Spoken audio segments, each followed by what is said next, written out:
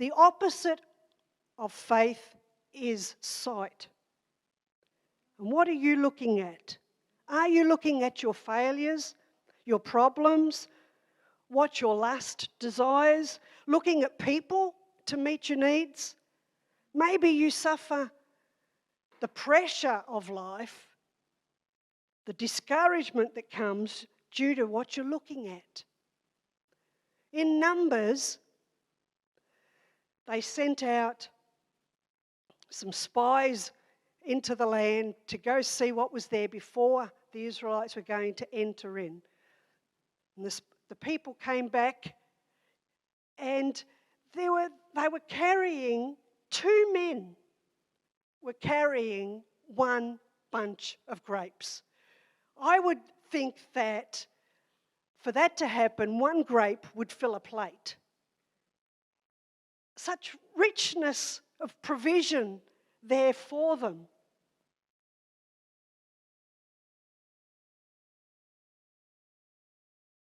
What did they see? The giants or the grapes? Most saw giants. They had evidence that God had been providing all those years, decades. God provided for them. He is giving them a vision of what is provided in the next step. Yet they're looking at the giants. The most common fruits in the Bible are figs, olives and grapes. John 15:1 says, I am the true grapevine and my Father is the gardener. Grapes are symbolic of the potential you have for joy. Crushing grapes gives you wine, and wine is symbolic of joy. Now, if you can trust God's pace, renewal, timing, and removal, He has better. We don't enjoy the pressure of the next step, the next level, that pressure of getting from this to there. We don't enjoy that. But if we could see the grapes that were there instead of the giants and the pressure, we would not struggle so much. There are so many that are calling themselves Christians and yet settle without levelling into the more that God has, just because they get caught up in the pressure and the giants. The giants just never go away. But they don't scare God. There's more of us to learn about God. And then we go to John 2, and it talks about a wedding that Jesus went to. And they ran out of wine. Sticking with the illustration that wine is illustration of joy, how do you run out of wine? Well, when we were planning wedding, well, any of you have planned weddings in this, you've got to have an RSVP. People have to reply that they are coming or they are not. They must let you know their intentions. That way it helps you to provide food for all. I wonder if they ran out of wine because there were some guests who were greedy, who were taking advantage of this free gift and having more than what was polite. We knew that there'd be greedy people. We just knew that that's the way nature of humans so often, not putting faces or names to them, of course. But so we catered at our weddings to have food for 20 more people than were there. And we never had leftovers. Have you run out of wine because of greedy people taking more from you than they should? At one of our family weddings, we had unexpected guests. They just came because they heard it was on today, so let's go. So we had less for ourselves. Have you run out of wine due to unexpected guests? How do you run out of joy? In this chapter, we see that Jesus is the one who makes sure that even when you feel like joy is running out, He doesn't get glory from that. He knows how to bring your joy back. You could be in the darkest day right now, intense pressure. Hang on to the fact that God knows how to bring your joy back. God says, I know how to bring your joy back. What are you looking at? The giants or the grapes? Here we go, grapes. God's reserved, appointed place, exclusively secured for you. God's reserved, appointed place, exclusively secured for you, grapes. There is something better on the other side of this. Now, here are the signs that you can have a look at and see. And where am I at right now?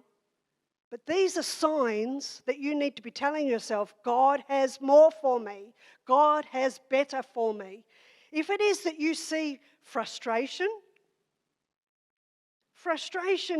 comes because you've outgrown something and you can't wear this anymore.